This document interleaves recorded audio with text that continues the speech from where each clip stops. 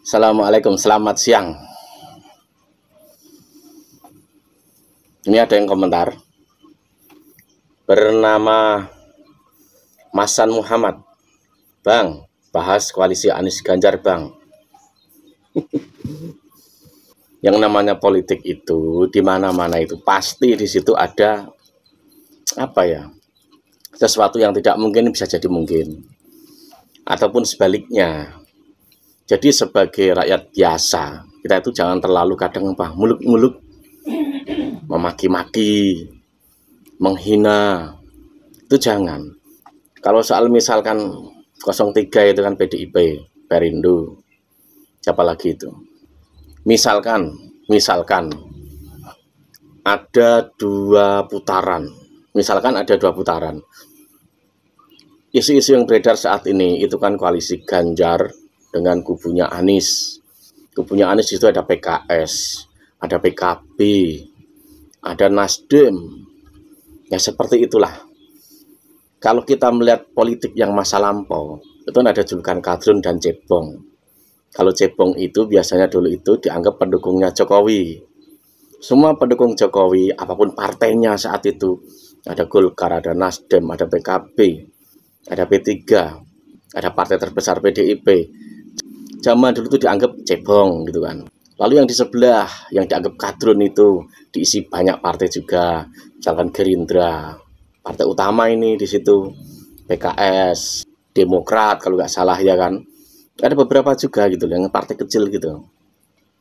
Nah untuk saat ini, misalkan isu yang beredar seperti itu, kubunya Ganjar dengan kubunya Anies misalkan jadi satu, itu yang mungkin nggak mungkin.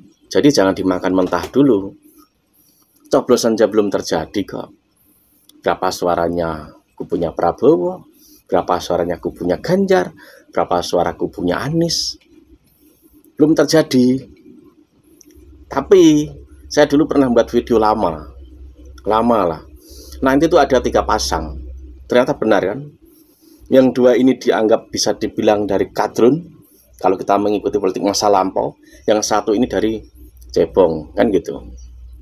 Kalau melihat dari sisi koalisi politik masa lampau. Tapi kenyataannya ini kan berubah. Isinya berubah, kontennya berubah. Ibarat kendaraan tuh, isinya tuh partai-partainya rucah lagi. Rucah lagi ini sesungguhnya apa? Yang dipecah itu masa basisnya NU. Sesungguhnya cuma itu, masa basisnya NU. Nah sekarang ada yang katanya ikut bersama Prabowo dengan alasan ikut Jokowi. Begitu juga yang dulu itu disebut kadrun, sekarang ikut malah bersama Anies dengan Caimin, yang dulu partainya itu juga termasuk golongan cebong saat itu. Nah dari semua partai ini yang bisa dibilang paling murni dulu itu hanya Ganjar. Itu hanya Ganjar yang paling murni. Kalau kita melihat sisi kadrun dan cebong, hanya kubunya Ganjar yang paling murni. Coba Anda lihat dulu, zaman dulu ya, saat kerusuhan itu ada ambulannya siapa? Bahkan di persidangan ada kan, dia menggunakan ambulannya Gerindra. Saat rusuh diisi batu. Kalau diamati dulu itu, bahkan mungkin sampai sekarang masih mungkin, perbedaan NU dan Ikhwanul Muslimin itu PKS, kalau di Indonesia itu PKS gitu loh. Itu kan beda, dari sisi harokah gerakannya beda. Tetapi kalau kita melihat sejarah yang terjadi, eksekutornya itu yang di lapangan itu bukan si sapi. Si sapi itu hanya bisalah menggerakkan orang demo muncul gitu, banyak itu bisa. Karena kadernya memang bisa dibilang mudah untuk diajak hal-hal begitu itu mudah. Tetapi eksekutornya saat rusuh itu siapa? Itu bukan sapi loh. Bukan sapi.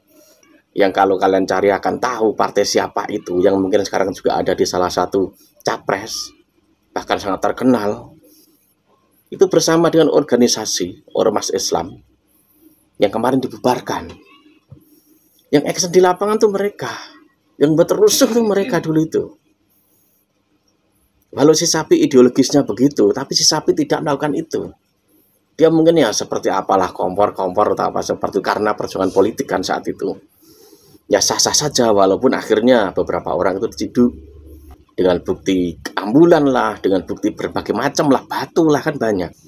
Dan yang lebih tepat, misalkan terjadi 2 putaran, Ganjar dengan PKB itu masuk, maka akan melanjutkan masa yang kemarin sesungguhnya.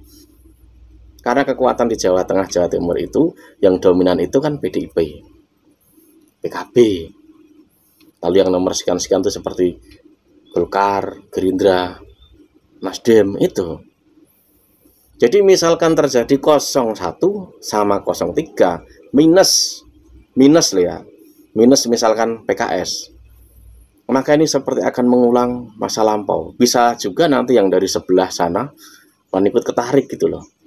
Entah Golkar, apalagi juga ada kan, apa itu Kaukus Pemuda Golkar atau apa itu. Di banyak website kan ada itu. Mereka mendukung Ganjar. Golkar misalkan melompat, misalkan pindah ke kubunya Ganjar, bisa saja. Begitu juga yang lainnya. Bahkan misalkan ini karena ada PKS ini agak bisa dibilang apa ya, sangat beda dengan PDIP, nanti PKS melompat ke 02, ya bisa saja. Jika ada 2 putaran, jika misalkan 01 ini tersingkir. Nah yang menarik, misalkan 03 nanti dengan 01, nah di situ misalkan PKS melompat, maka yang ada nanti ya persaingan seperti dulu, cuman di sana mungkin ada Jokowi, itu saja. Tapi sesungguhnya PDIP itu cukup dengan PDIP sendiri bisa, dia tambah PKB itu tambah kuat sesungguhnya. Plus cuman butuh 1 lagi sesungguhnya, entah itu Nasdem, entah itu Golkar, itu sangat kuat loh. Misalkan ya Ganjar, ini kubunya, misalkan nanti ada 2 putaran, Ganjar ini didukung PDIP, PKB, Nasdem, plus kok Golkar, udah. Kalau di sana nanti pastikan misalkan PKS melompat, PKS, entah ini Golkar entah keluar atau enggak, Gerindra plus Jokowi, misalkan. Ini bisa saja runcah lagi gitu loh. Jadi isu-isu yang ada itu kadang itu penggembosan tuh bisa, taktik penggembosan tuh bisa. Padahal nanti itu untuk tujuan apa? 2 putaran, itu bisa. Belum terjadi, tapi kadang membuat orang tuh galau. Ngapain galau gitu loh.